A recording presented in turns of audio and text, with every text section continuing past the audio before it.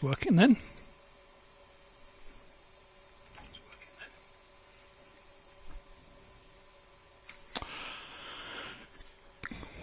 Good evening all, welcome to the BATC QO-100 Net. Let's adjust that a bit. Seem to have audio coming at me from all sides.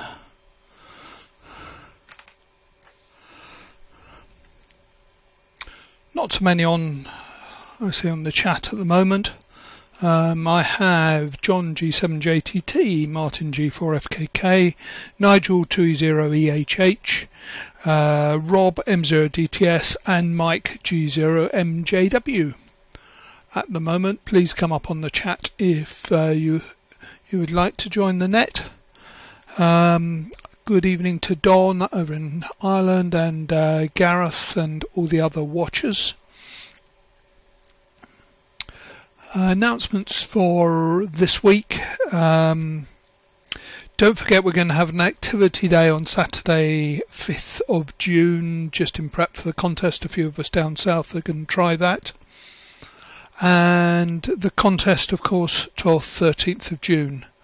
The other reason to remember that weekend is that's the closing date for copy for CQTV, so we'd really like to have more articles from everybody for CQTV to stop, so it's not just Noel and I writing articles. It's been quite good recently, so let's keep it that way. Okay, without further ado, let's put it round to John G7JTT. And I've got some other things to talk about at the end, but round to John. G7JTT to take it, G8GKQ and the BATC.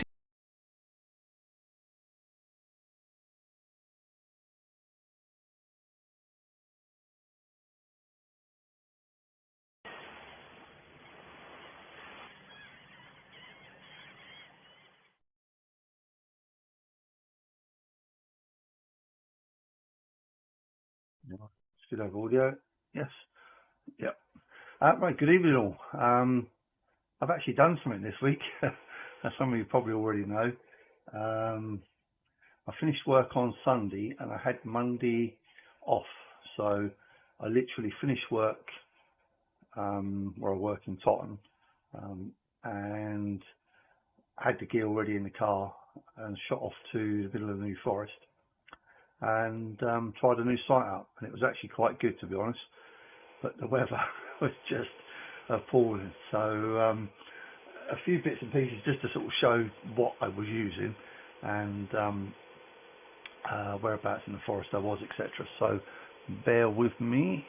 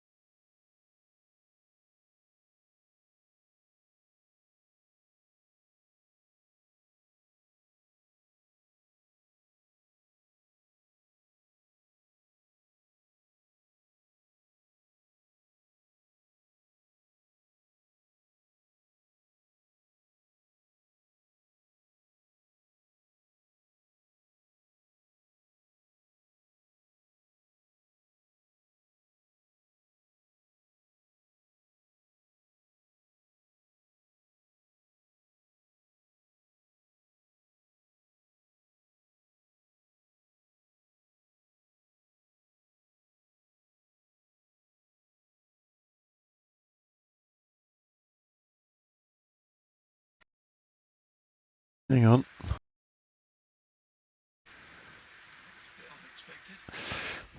I didn't realise that OBS was already streaming, so apologies for the ghastly whistling noises.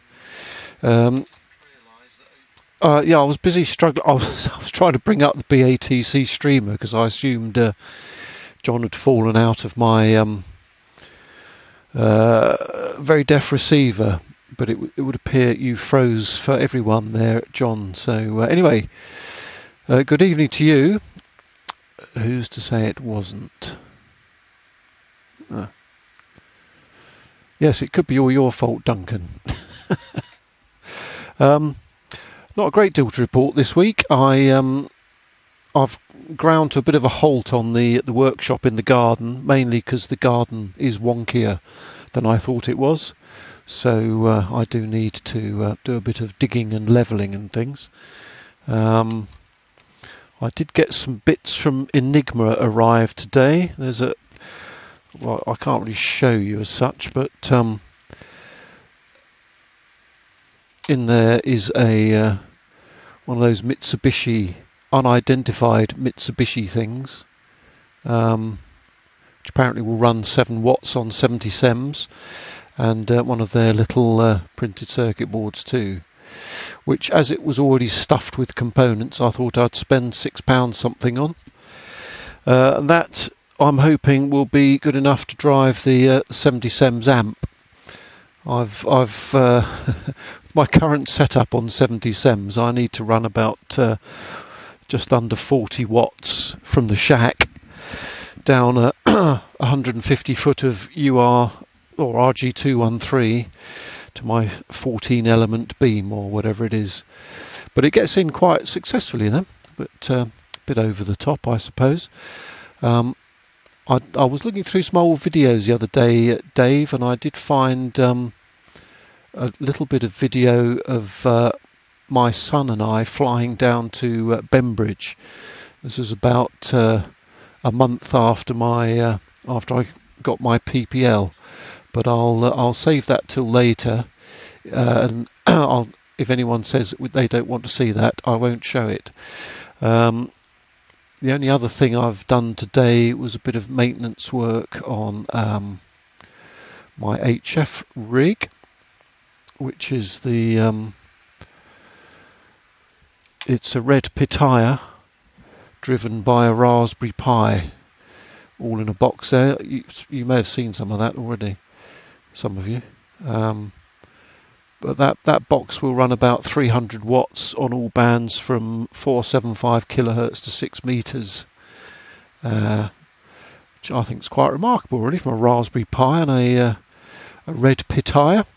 Anyway, it would appear that John thinks he's sorted. So, in order to, I'll put it round to you, John, and after you, it's Nigel 2E0 Echo Hotel Hotel. And then after Rob, Mike,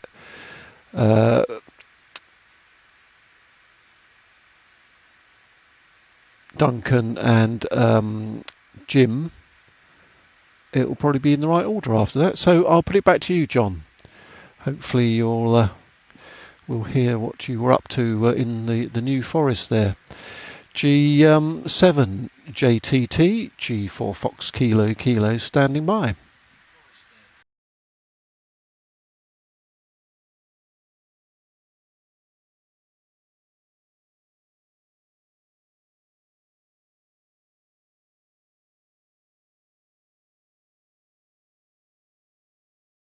Do with the fact I switched to pictures. I've just gone through it all again. It seems to be okay now, so hopefully we should be okay. I haven't seen me come up on the there we go. Right, okay, apologies for that, and thanks to Martin now. Right, so basically I won't bother showing you all the various pictures again because most of them probably aren't worth it, but basically the place where I was, that's the alleged RF profile for it.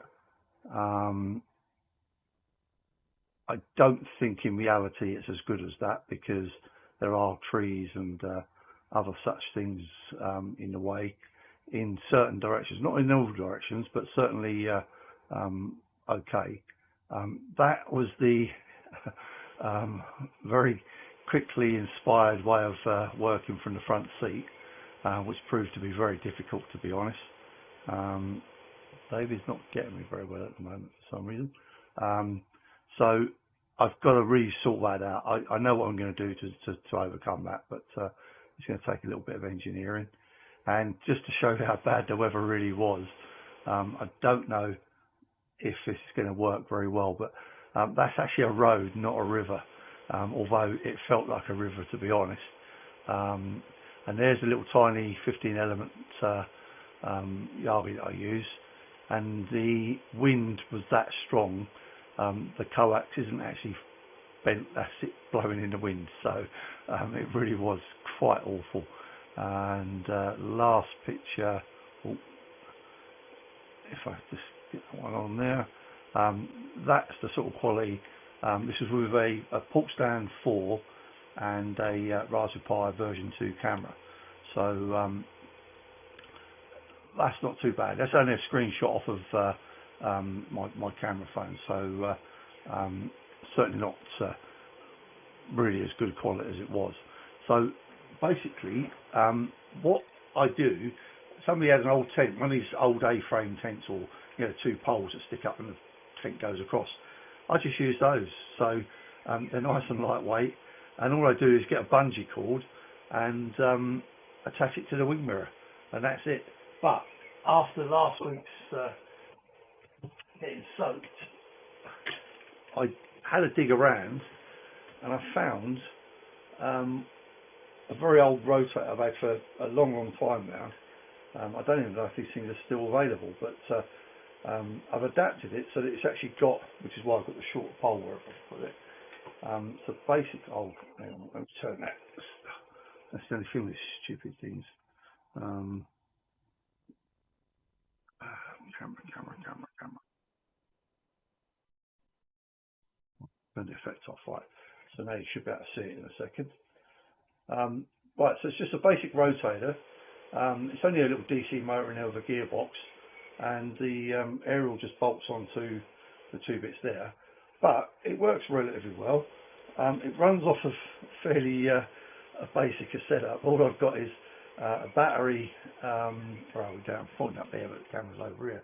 A battery, lithium polymer thing, which is actually a 10 amp battery, and a little switch, two terminals at the front to take the wires on, and I ain't getting wet no more. So that was that.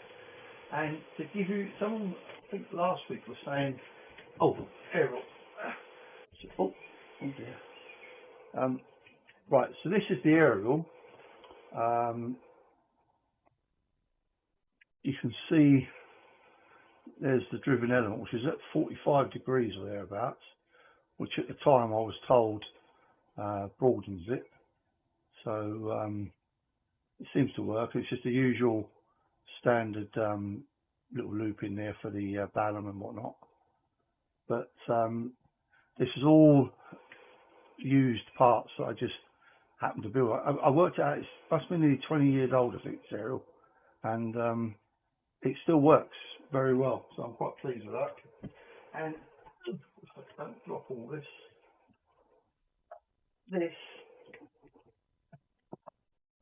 advertising, that is all the portable kit. So that literally sits in the back of the car. You've got 2 meters, 77, power amplifier in there, headset, battery, and Portstand 4 is in there somewhere as well. So we're trying to watch it, done it now. And that coax is what I use. It's a professionally made bit of kit. It's about 3 meters long, I think, something like that. Paid a £5 for it at one of the rallies. Probably one of the best things I've bought for a long time, to be honest. Very well, works excellent. And then you will see it before, but there's the Portstand 4. So it doesn't have to be on the scales of the Collins and the Knowles and the various others of the world. You can sort of do these things quite light. So, albeit the batteries tend to take up all the weight. So anyway, there we go. Hopefully that came through this time. I seem to be moving on mine and Dave's. So hopefully that's fine. Anyway, right, round to Nigel, 20EHH, G7 JTT in the group.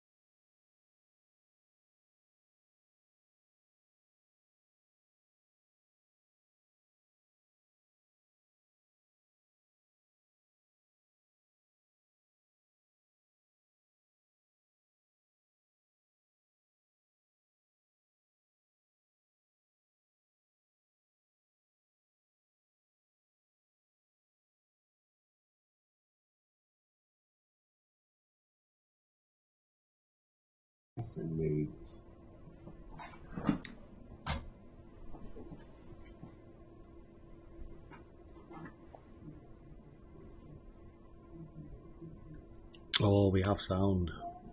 That's good. It's working. Okay. Right. Evening, everyone. I've just put a picture up there. I was just out Portable, well, last night and last week as well, from the same spot. Doing a bit of 24 gigs with Clive G4 FVP. Clive was just off to the left from the centre, sort of on the horizon, so quite a clear shot. But yeah, it cleared out okay at one point there where I took the picture, but most of the time it was like 6 or 7 degrees last night. It was freezing. But yeah, it was better than last Sunday up there, John. Yeah. But yeah, pretty nice picture. Right. So, not that one. That one. There we go. Yep. So yeah, nice to see you on, Nigel. I think that's the first time seeing you on the net. I've been away for a few weeks. Just the way the work pattern collides. Don't usually get back in time to come on. Regarding your losses and things like that, Nigel, the only thing I can suggest is if you've got any adapters anywhere, try and keep away from them. Just have pure coax with the right connector on the end to go where you need to go. Any adapters are just going to complicate matters. So yeah, that's the only suggestion there. John, yeah, I do like your portable setup. It's nice and simple. I've got a picture somewhere if I can find it one day, and it's in me. I had a little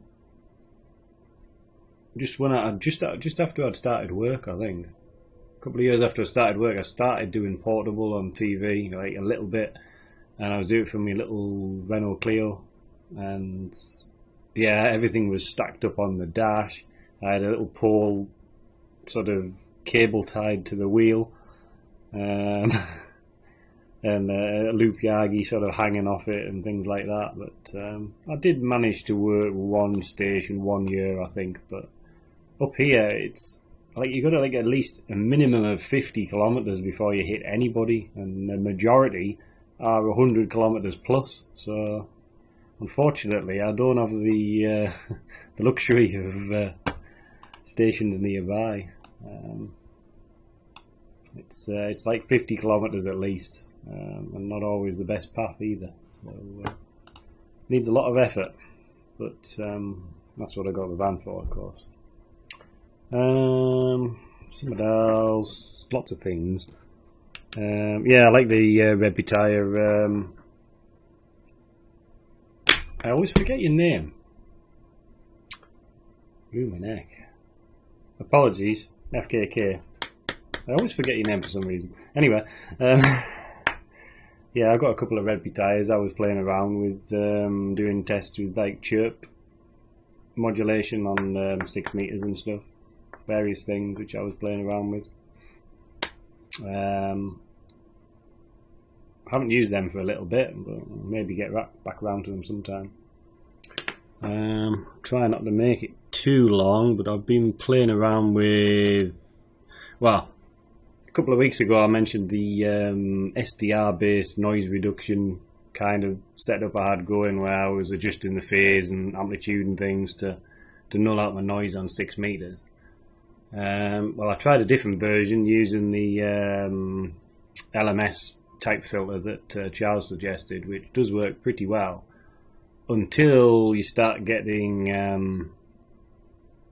the wanted signals on the reference antenna, which happens pretty much all the time on 6 meters because the signals come up that strong, and that causes a lot of problems. I haven't kind of resolved that one yet, but in the meantime I've been trying to make a little board up which is just basically sits in line with your radio, no SDR, no nothing, and just gives us the option to null, basically cancel the noise signal out. So that's been me concentrated effort in the last week or so. So I've got a picture somewhere.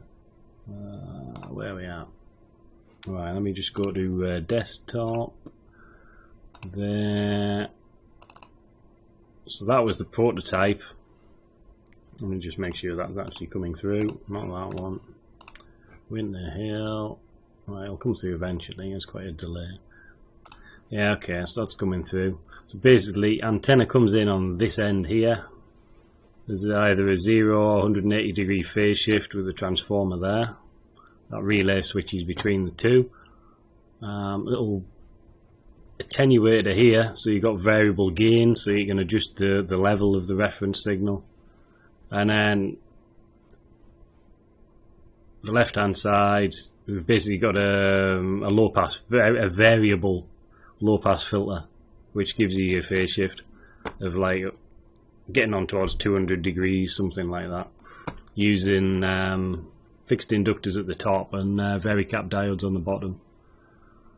And that seems to work quite well actually, but only once I'd actually thought about it and then plumbed it into the simulator and decided that's how it was meant to work. But anyway, there's a couple of little knobs on the front to twiddle around with the settings, and then I've just sort of assembled today. I made a little board, test board, to prove the concept in a like single unit sort of thing.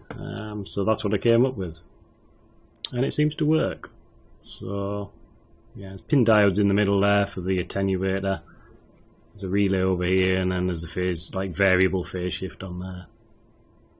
So that's what I've been playing around with, and it seems to be working just as good as the SDR version for nulling out my noise. So been playing around with that. There doesn't seem to be, oh yeah, it's camera. Doesn't seem to be any overload issues with this version. The problem I was having with doing it with the SDR is the dynamic range on the SDR was just not up to it. Basically, I had to have like a 5-pole, 6-pole filter in front of the SDR, and then when I transmitted on any other band, I was overloading it and things like that. So I kind of got a bit put off with how complicated it was getting. So I went back to the basic version, the analog circuit, and it's working. So there we are. Anyway,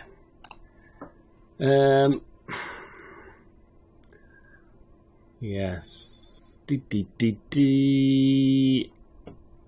Martin, there we go. I should have looked at the chat and I would have seen. Apologies. Right, so we're round to Mike. See what he's been up to. I'm sure he's been up to all sorts of things. G0MJWM0DTS and the BATC Net.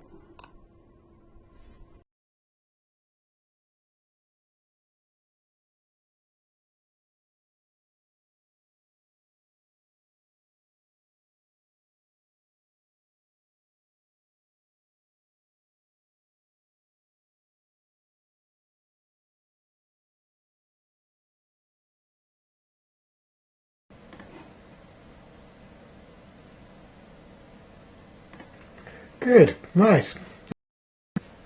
Hopefully it's coming through. Shout if there's no sound. There should be, but I haven't tested that bit. Yeah, okay, Rob, all very interesting. You've been up to a lot actually. I'm lucky not to have that level of interference, or maybe my level of interference is so high that I haven't noticed, but it is okay. Yeah, that was just to upset Tim temporarily, not really. It's my test card, at least that's what I claim. Sorry to hear about your unlevelled garden, Martin, and your issues with the new shack. My neighbours are busy fitting a new fence at the moment, so there's a lot of banging, so if you hear any noises, it's a post being hammered into the ground. Not sure why they're doing it now rather than in the daytime, but there you go.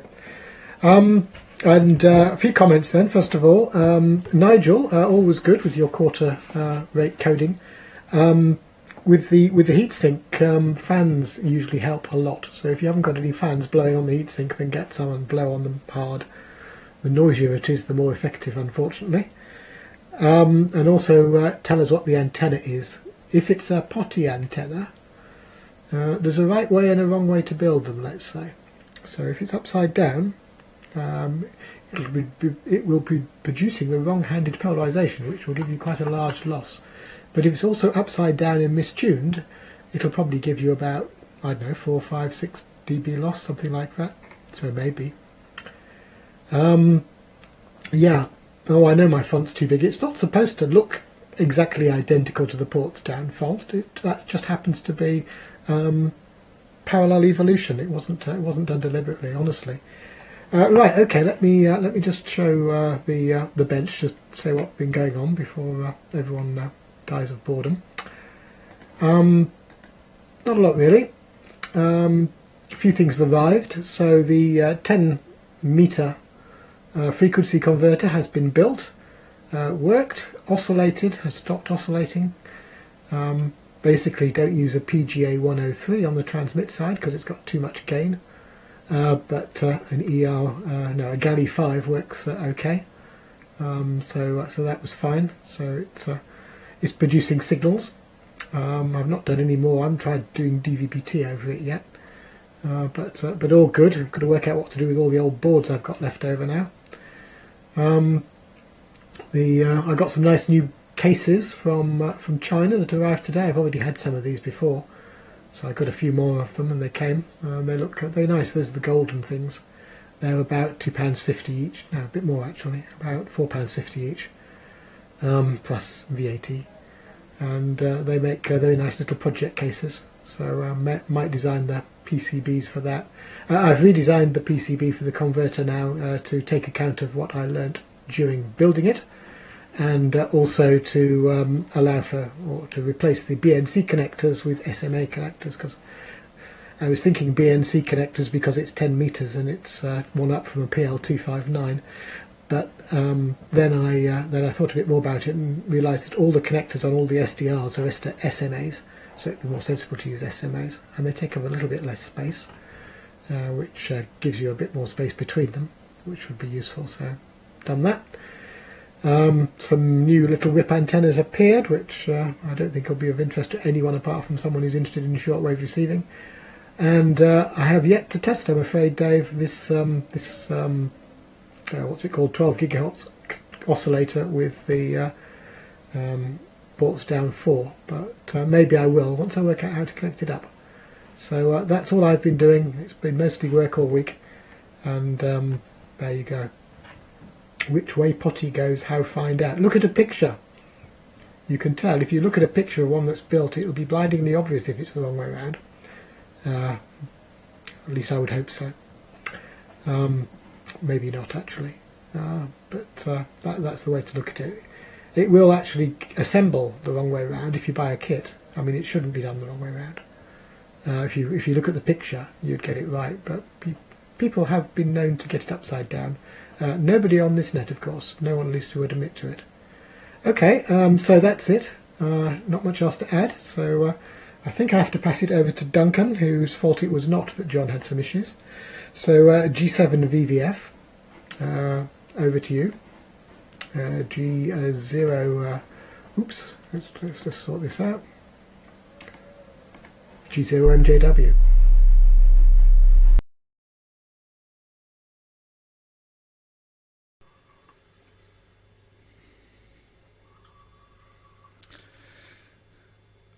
Oh, is that working? Yeah, I think so. Kind of. Let's turn the sound down. There we go. Thanks, Mike. G0 MJW. Good evening, everybody. Let's start off with comments. Martin, I'll watch your video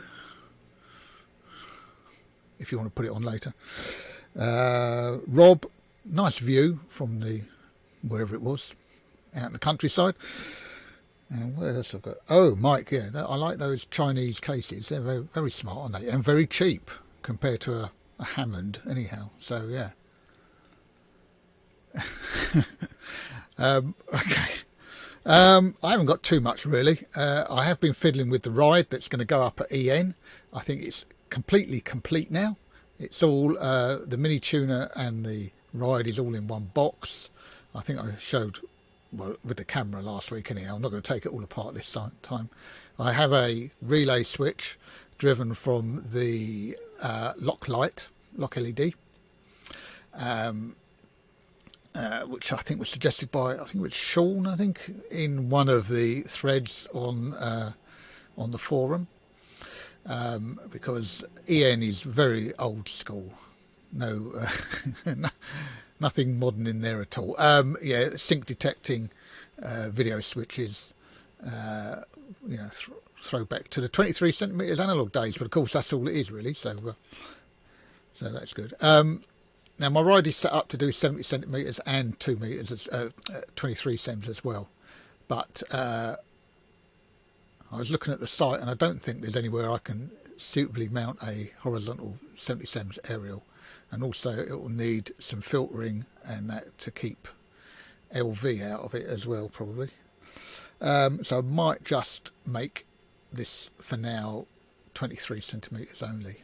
At the moment it's scanning 2 frequencies and 4 symbol rates.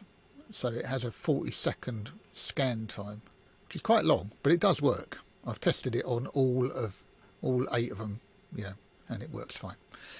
It's a shame that you can't, you know, obviously it's doing 333, 1, 2 and 4 meg, and obviously you won't be able to run 4 meg on 70 centimeters, but you can't make it not do it if you're doing it on 23 centimeters. So there you go. What's 30 kilometers? Yeah. So maybe I'll put an even lower bit rate on the 23 centimeters. What about that? A 125 is it? Or a 250?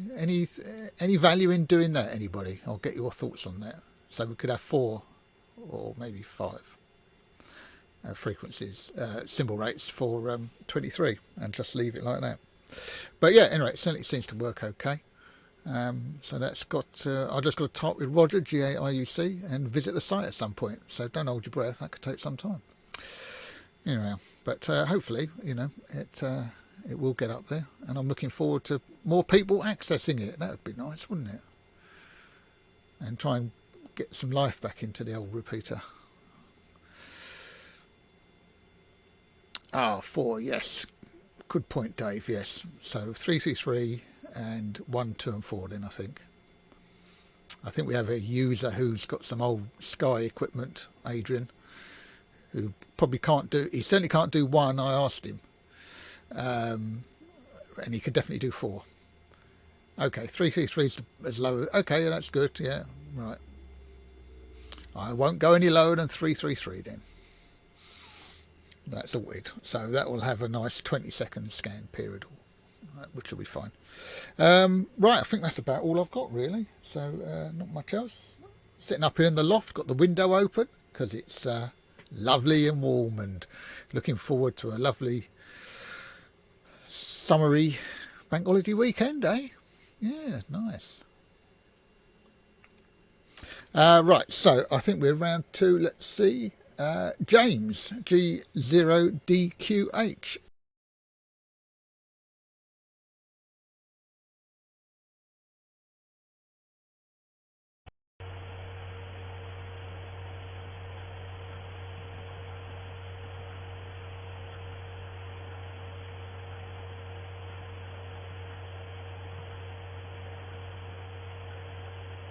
Okay, just check for everybody out.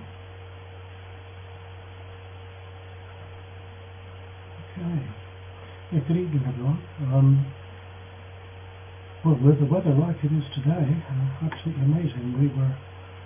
Mum and I went out to Acres Down this afternoon and had a piece of cake and coffee, and that was very nice. So if you're wondering why my hair is flat like that, I'll explain. I'll bring up the next slide and you can have a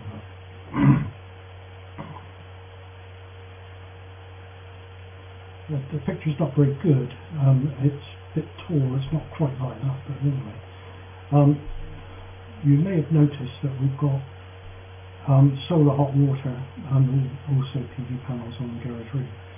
Now, normally the PV panels start working in probably around February, and they work all the way through till October.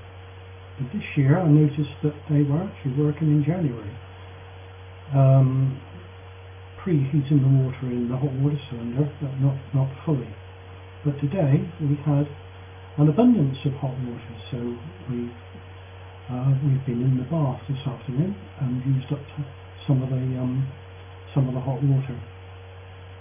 So hopefully from today onwards we may just get a good use out of the sun. The hot water panels were installed first, and they've been up about 14 years, and the PV panels on the garage roof, it's an early system that they've been up 12 years, and it's only 1.1 kilowatt, and the inverter's in the garage. But it does bring us in fits of £500 a year, so it's well worth doing if anybody's interested in having solar. I don't think you get the same fits amount at the moment. We get about, I think it's nearly 60p per kilowatt, but I think now it's down as low as 5p. But with the new panels, of course, they're 3-4 kilowatt each.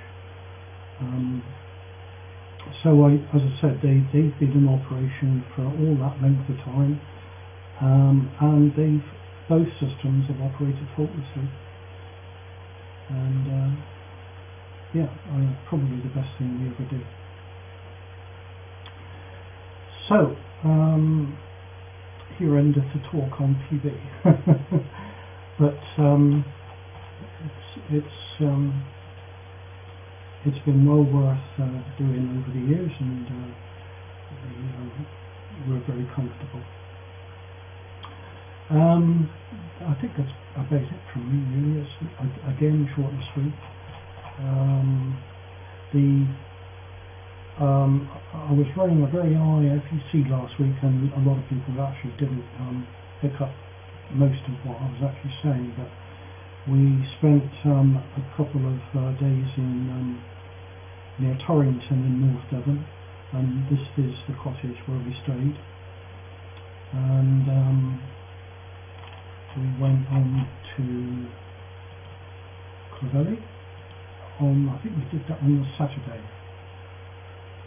and nearly killed us walking back up, but because I mean, we're nearly 80, Mo and I are both nearly 80,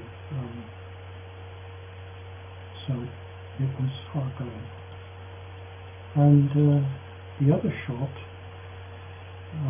is from the beach. Now, if you follow the coastline around, it goes to a place called Blacks Mills, it goes to around to Greencliff, goes to Cornwall Cliffs, and all the way around to Westward Ho.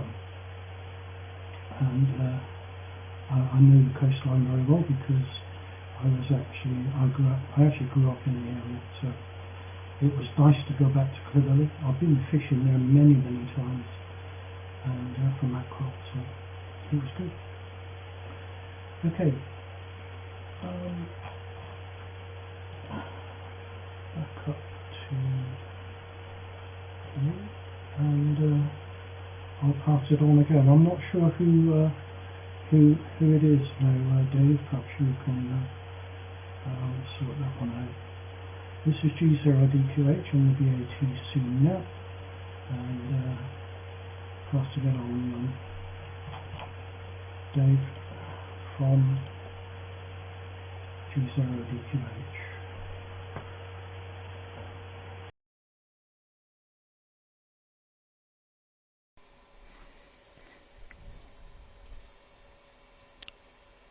G0DQH. And the net G8GKQ. Let's wind the power up a little more. Looks like transponder's fairly busy. Right. James, your audio was very low. I'm not sure whether you're on the wrong mic or what, but I did manage to hear most of it. Good photos there anyway.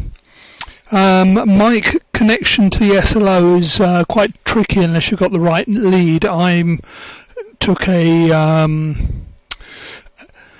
header connector and took a hacksaw and a file to it and eventually sorted it out. Let me know if you need the in fact, the circuit diagram with the pin details is on the UK Microwave Group wiki in the 24 gigs section. I put it there. Noise cancelling, Rob, really good. Yeah, I like the old-fashioned approach rather than using an SDR. I think that would be a lot more robust, and pleased to hear you've been out 24 gigs portable. John, yeah, I missed your session on SQ, but really good to get out. Well done. Okay, going on here, a number of people are running the Ryde update. If everybody's happy with it after tonight, I'll roll that out to everybody as an update. That solves the problem of the receiver grabbing the channel below in breaks in the transmission in the net. It actually puts the scan width out to 0.6 times the symbol rate. So it's about 200 kilohertz either side on 333. Sorry, 0.6 either side. So 1.2. It's about 200 kilohertz either side on 333. So that's the major change in it. And it fixes the mini tuner express issue, so you can have a mini tuner express and a NUCA connected at the same time. Software-wise, the other big activity has been in the garden. You all know I've had some garden work done, been tidying up out there now and fettling it. And while I move the camera over to show you the third thing, I'll just show you the garden.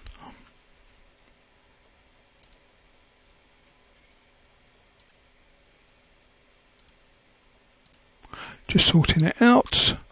That's the wrong one. Actually, I want that one there. Right. And fade. So some of the major work has been making that box to cover the old recycling bin that I was using to house the PA. So that will get painted the same colour as the fence, and everybody will be happy. So that's the plan. Just moving the camera. Stand by. Let's see if that's going to work. Right. Okay. Not brilliant, but you can see it. So, fade. This is the ports down in band viewer mode. For a long time I've wanted to make an SDR noise figure meter. I think meter is probably a bit of a strong word. Estimator, shall we say. So this has got a 70sem preamp feeding it, and on the front of it is a noise source, and if I do that, that turns the noise source on, that turns it off. So you can just see the line going up and down there. But if I now go mode noise figure, it goes up and down, and it does all the measurements and says my 70sem preamp has got about a 1.1 dB noise figure. Doesn't yet appear on the screen, it appears on the SSH. So the idea is you've got a Lime SDR there, and you can just measure noise figure on any frequency within range of the Lime SDR. So that's the major software work I've been doing. Okay, with that I'll put it back round to John. As long as you can minimise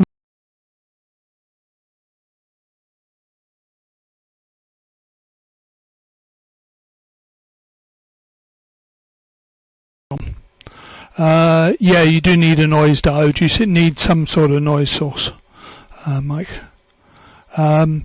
It will have a calibration mode. Once you know the ENR of your noise source, you type that in. You say calibrate without the device under test. You put the device under test in circuit, and it will then tell you the noise figure of your device and its gain, I hope. Haven't quite got that far yet. Okay, run to John. G7JTT G8GKQ.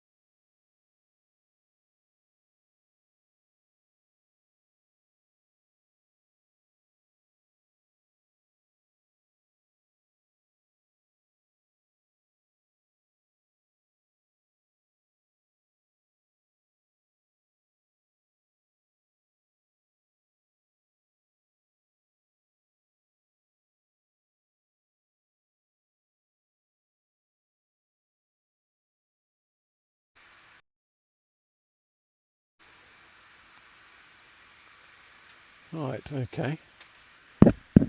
G4FKK again. That's amazing, Dave. That's really good. Yeah, as Mike says, it'd be quite useful, wouldn't it, for trying to minimise noise figure on stuff. Yes, mine stayed on this channel as well, despite that very annoying adjacent channel, Mike HI.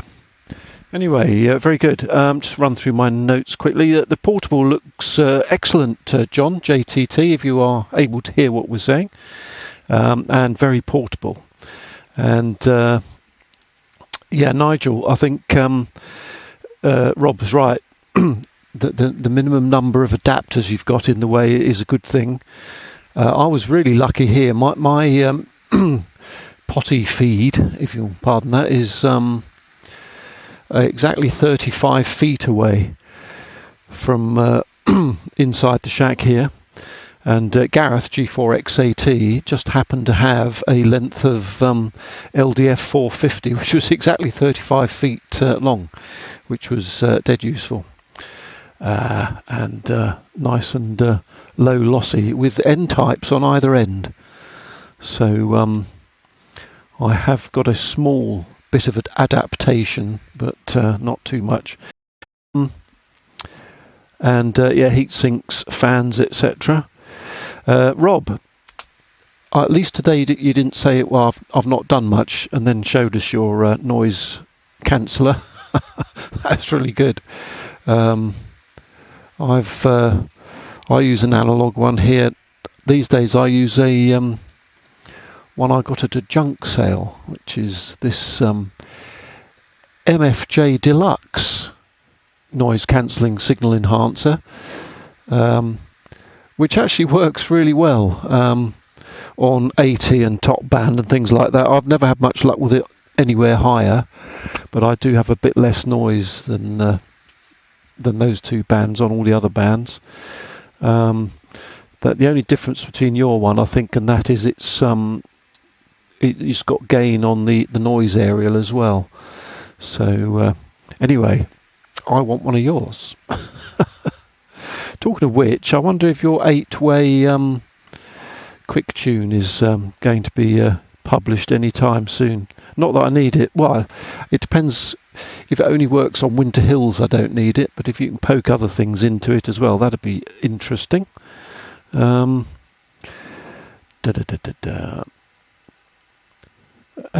yeah, Mike, yeah, the new shack. I'm trying not to call it the new shack. Otherwise, Mrs. FKK will insist that everything in the old shack, where I'm sitting now, will be magically transported out there. So I'm calling it the workshop at the moment. But whether I'll get away with that for very long, I don't know. The 10-meter converter looks good. I've got lots of adapters, despite advising Nigel not to use them, from SMA to BNC for some reason. So BNC looks good as well. I like the cases from China. Duncan, I think you were talking about EN. I wasn't sure actually, which is going to remain 23 SEMS only. I think I've got quite a good path through to EN, and I have got a 23 SEMS aerial, but no way of generating very many watts on that band at the moment. But it wouldn't take too long to do that. Interested in your solar power, Jim, and the solar water heating. I wonder if you get any noise from the photovoltaic one. And the snaps from Torrington look lovely.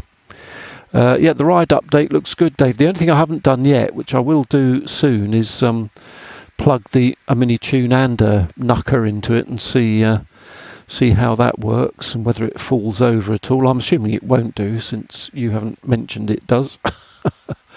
And your garden work looks a lot more successful than mine. I'll just quickly show this little video. The background, well, only because Duncan said he'd quite like to see it, and no one else said they didn't. So apologies if you don't want to see it. But the brief background was that it wasn't that long since I'd passed my PPL, and I kidnapped my son from school. We planned a great escape from his school. He was about 13 or 14 at the time, and we went up to Biggin Hill and then flew down to the Isle of Wight, which was very pleasant. But this is the only bit of film I could find of that. Here we go.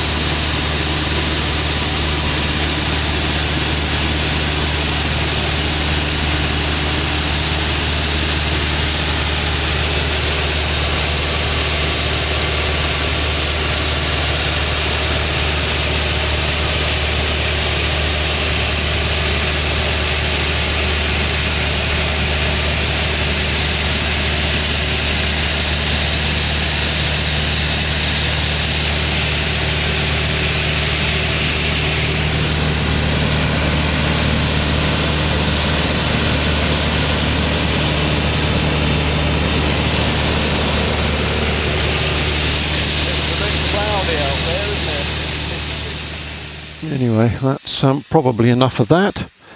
I was going to tell you what the aeroplane was, Dave, but I'll see if you can guess what it was first of all. And it was VFR, yes. And Roger, good evening to you. And yeah, he felt a bit wobbly at first, so I said, well, you might as well drive it then, and that made him feel much better. He was only 13 or 14 at the time, so he thought it was very exciting. Yes, it is a Piper, Mike, and it was one of the training aeroplanes at the Surrey and Kent Flying Club. But I don't know if Dave's trying to guess at the moment. No. Well, save all the excitement. It was a Piper Tomahawk. Oh, yeah, Dave got it straight away. Look at that. Which in the flying club we used to call trauma hawks. There was all sorts of terrible tales that you didn't really want to get one of those in a spin. Apparently they're hard to get out of. Not that I ever tried. Right, that's enough from me, and I shall put it back round to, well, I haven't seen anything from John yet, have I? Piper Alpha. So I'm not convinced John is there yet. So I'll put it round to you, Nigel, and we'll keep an eye out for John. 2 Echo 0 Echo Hotel Hotel, G4 Fox Kilo Kilo, standing by.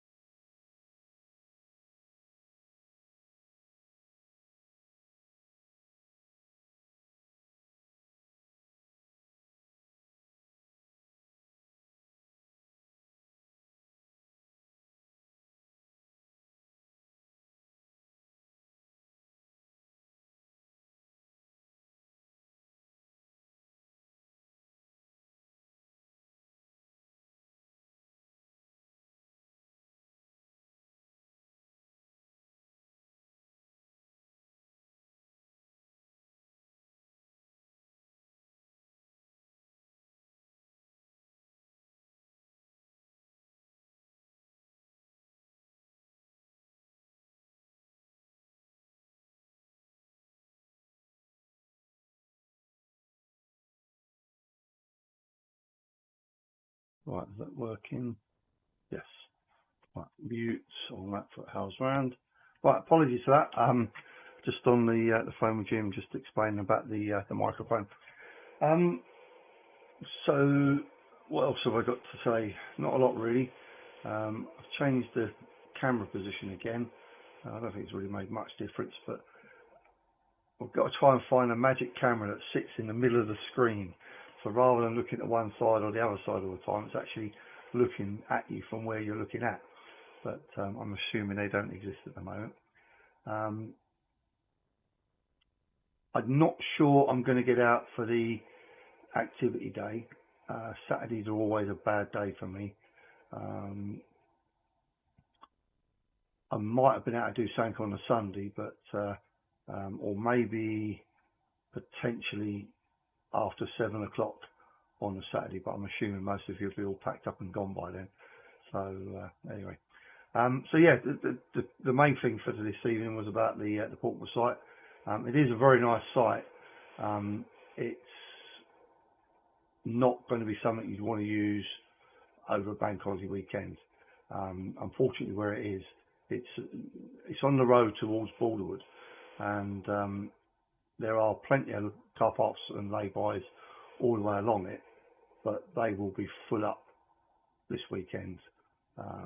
So you're just not going to be able to set up a full contest station there, unfortunately.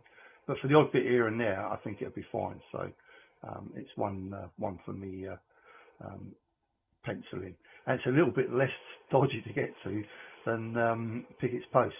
Pickett's Post, because there's a McDonald's there, it attracts the wrong type of people. And you can be in the car park there, and there are some very unsavoury activities that go on.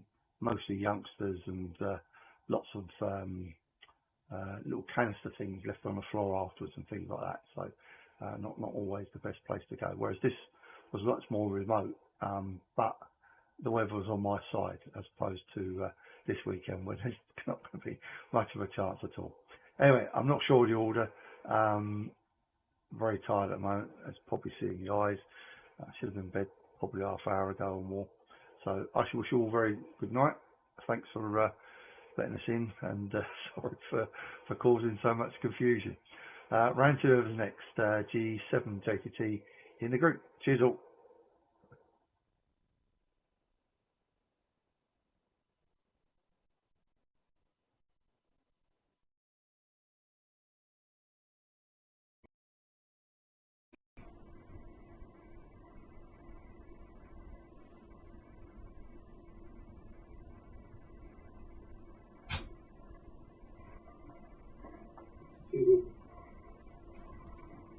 That was quick.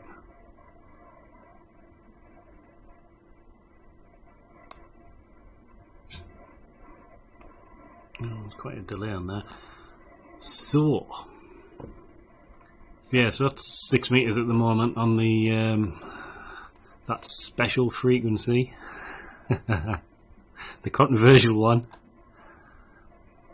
the SSB and CW killer FT8. But anyway, so hopefully you can hear that. That's quite quiet. It's not fully null there, but it's pretty close. But if I basically turn the gain of the reference antenna down, there we go. So that's now what, S5, S7 of noise. Can't hear much through that. No DX, certainly not anyway. So I'll tweak that back again.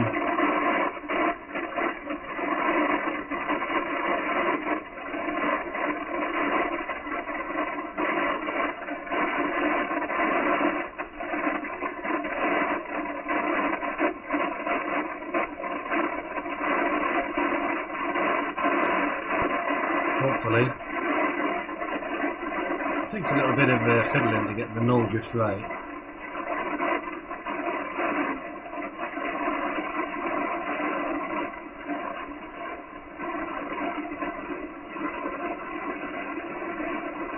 Anyway, that's getting down towards pretty much the noise floor with a little bit of crackling above that.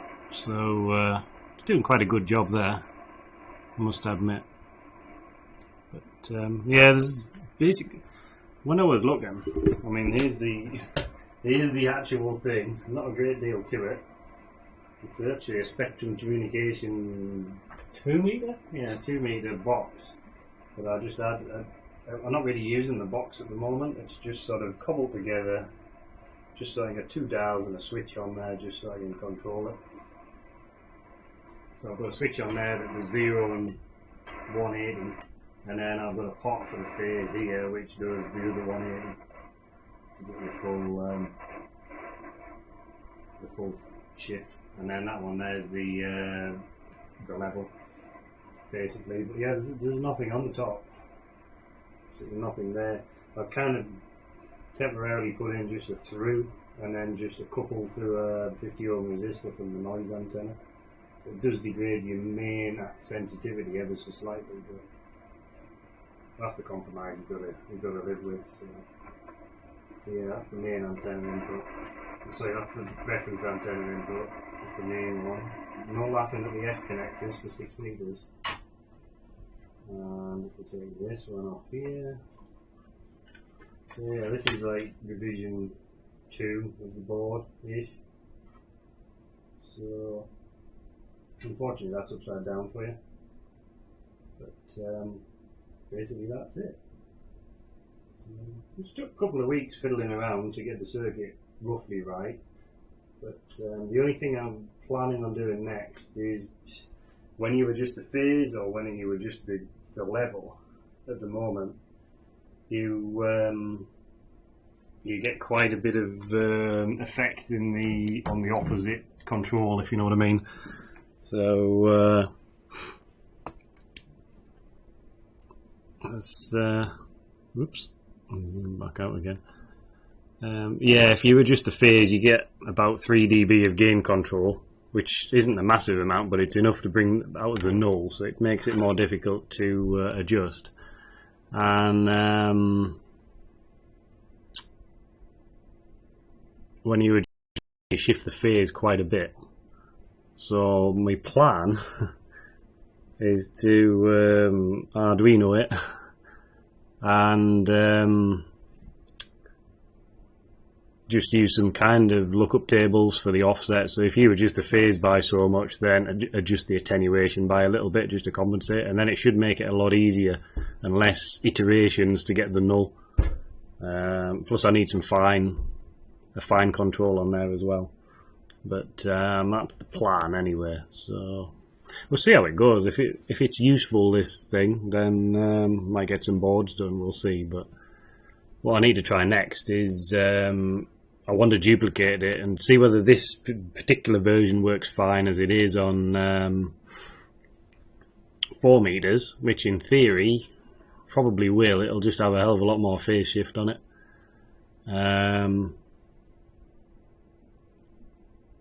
2 meters I'm going to have to adjust it a bit, but it's just a matter of switching in some different inductors, that's all really. The attenuator and the 180 phase shift is all just broadband, so there isn't really a great deal there. So if I can make like a 3-band version of that, then it could be quite useful, because there isn't such a thing as Martin pointed out there. He's got the MFJ thing, but they only do up to like sort of 30 megs at a push, I think. So I was looking at designs and I was just like, well, there isn't one. There's one French station who's made a unit, but it's like €350 for the unit that does a similar sort of thing. It has a bit of gain on there, extra preamp gain for the band that you're on, but yeah, there isn't anything else out there at all. So, well, not that I could find anyway. So I'd appreciate it if anyone has come across a VHF noise cancelling unit, or just noise nulling, as they say, or signal nulling, or combining. You can always use this to combine signals, a couple of antennas. But there we go. T-comp knobs. To be honest, I don't know where they came from. I think I got a load of component trays, like somewhere from up there, at a rally, and I think one of them came with loads of knobs in there and stuff.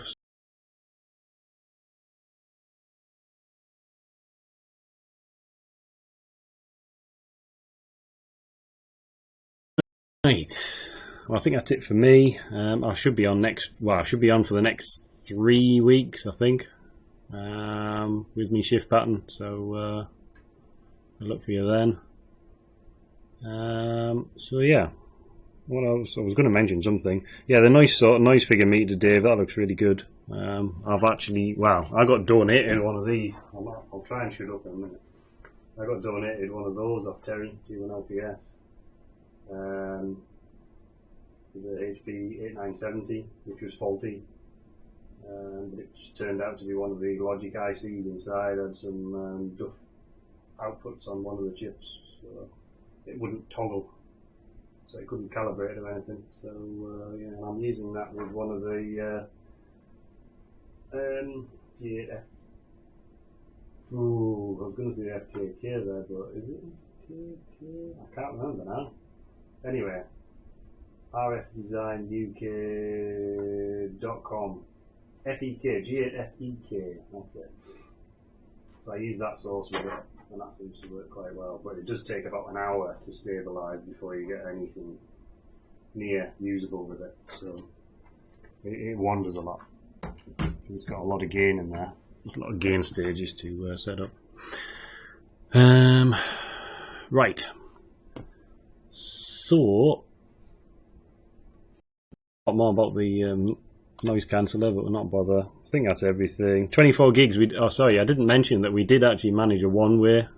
Didn't get a two-way because Clive's receiver doesn't have a preamp on it, so the noise figure is quite high. But the path wasn't very good. We had some obstructions, so there we are. Anyway, that's it for me. Definitely going this time. So 7-3 to all, and catch you next week. Round to you, Mike. G0MJW M0DTS.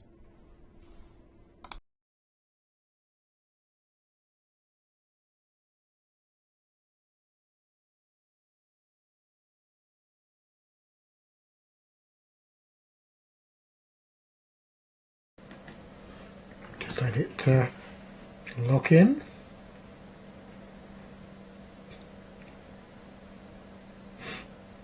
Takes a while. The Winter Hill gets it pretty quickly, but the Ryde took a bit longer. It still takes a while before the video starts moving, but there you go. Yeah, nice evening. Makes a change from rain, doesn't it? Right, well, not much else apart from an increasingly messy bench. But yeah, I really like the look of that noise figure meter you made there, Dave. That looks great. I was just wondering if you actually could use the Pluto or the Lime TX as part of the system to produce the noise source by feeding it some sort of very low-level pseudo-random code. But it's probably got too many spurious. But maybe it'll work for tuning things if you want to get them to the lowest level but not calibrated. I have several noise heads, but none of them are really ideal. One of them is 10 gigahertz, but it's 25 dB ENR, which is not ideal for the most recent preamps, even with a big attenuator on the front of it. Okay, let's see. I don't think there's much else. So I just noticed that there were a huge number of signals on the transponder at the moment, which is good. So I don't know if I can show that or not. I'd need to show the desktop, wouldn't I? I'm not sure I've got the desktop. Okay, there it is. It's demodulating all of them apart from that one in the middle because there's only 7 of them. 1, 2, 3, 4, 5. Oh, it's only 6 now. And the one that's hidden, by the way, the 9th is GB3SQ, which is not via satellite. That's via the stream. But yeah, all working well, so all good. Have to get the same sort of thing for the NUCCA. Although I think you probably have to run multiple NUCCAs, which no one's tried yet. Well, I expect Colin's got 2, but no one else will have. Okay, 7-3 everyone. Nice to be on the net again. And yeah, the reason I put that picture up earlier was to demonstrate I've got lots of spare PCBs, but no one takes the bait. 7-3, G0MJW.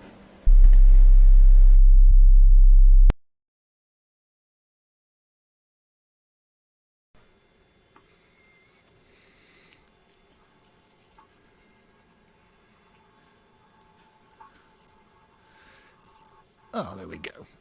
I can hear my sound before the picture.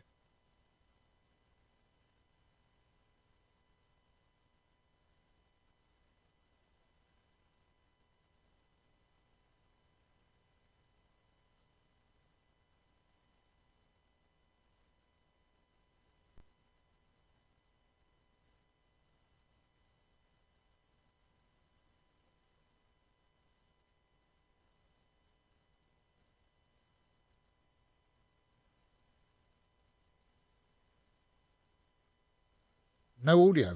There we go. Hang on. Oh, you know what I did there? I faded down my microphone instead of turning down the sound on the viewer. There you go. Got me knobs and faders in the wrong order, but never mind. You can hear me now. Yes, as I was saying. Thanks, Mike. I knew it was me next anyhow, so that's okay. Rob, yeah, I like your noise cancelling project. That looks very good, but I'm not sure if I'd get around to using one. I don't do much other than TV, really. So, yeah, 1, 2, 3, 4, 5, 6, yeah, 7 plus the beacon on the transponder. So they're very busy.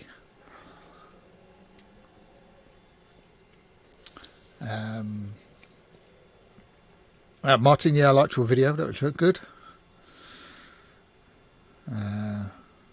I've got tons of videos that I'll have to edit and show at some point. Lots of nerdy stuff. Trains, underground stuff, planes, things like that. Anyhow, yeah, it's still light outside. We're approaching the longest day. Only less than a month to go. There we go. Right, that's it. I'll call it a night. Nice to talk to everybody, and maybe see you next week as well.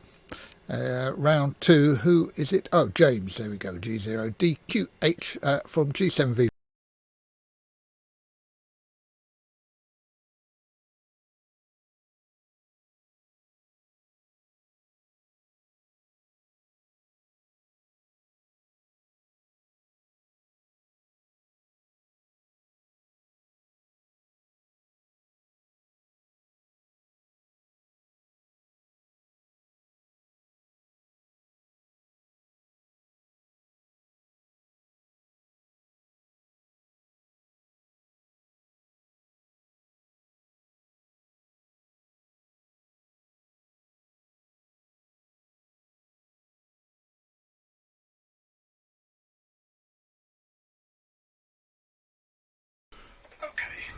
It appears we have no James, so I shall come up now, and he can come up after me if required, but it generally only does one over. Right, all interesting stuff. Sorry, Martin, I forgot to comment on the video. Yeah, I've never flown in a Tomahawk. I've done Cherokees and Warriors, but never a Tomahawk. Spinning, yes, not my favourite activity. I was a bit apprehensive when in the Chipmunk I was sent off to do solo spinning. I didn't mind doing it with an instructor, but doing it on your own is a little bit, it seems like not something that's not fun. But anyway, Bembridge, I've done a couple of rollers there. I've never actually landed there. When I used to fly out of Hamble, across and operate in the overhead of Bembridge, because if you're on the Isle of Wight you can't get lost because you bounce off the corners. And Nigel, being scared of heights is there's no crossover to flying. One of my colleagues I used to fly with was dead scared of heights, but he was one of my instructor pilots, so no correlation there. Dave, KBB, thanks for all the info.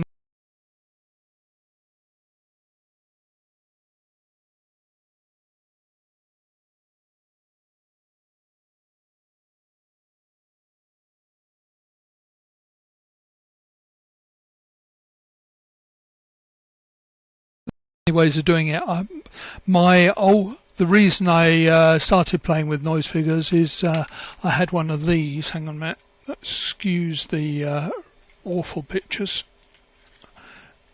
Just see that, I hope. The biggest bit of kit there is a noise figure meter, and I was lucky enough to buy that. Must have been in the early 80s, and it came with 3 of these noise heads from 10 megs all the way up to 18 gigs. This one actually is the 1 to 12 gig one. So I was really lucky to get those. Yeah, I'll have a look at the all that software, Dave. That's good. I see RF Design, those noise heads that you're using, Rob, are about 200 quid. But disappointing to hear they take a while, they drift. These things, of course, just come straight on. Okay, so that's not ready for release yet, nowhere near it. It might appear in a release in about a week's time, but won't be have had as much testing as it might have done by then. And after the success of this evening, I'll try and push the Ryde update out for everybody tomorrow, which, as Tim says, does fix a problem that Rob found in the code as well. It also adds another remote control, and it adds some utility functions for testing.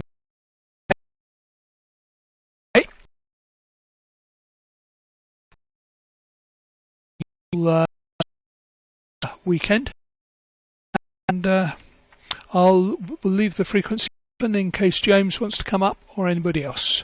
GHGKQ, closing the BATC net. Good night all.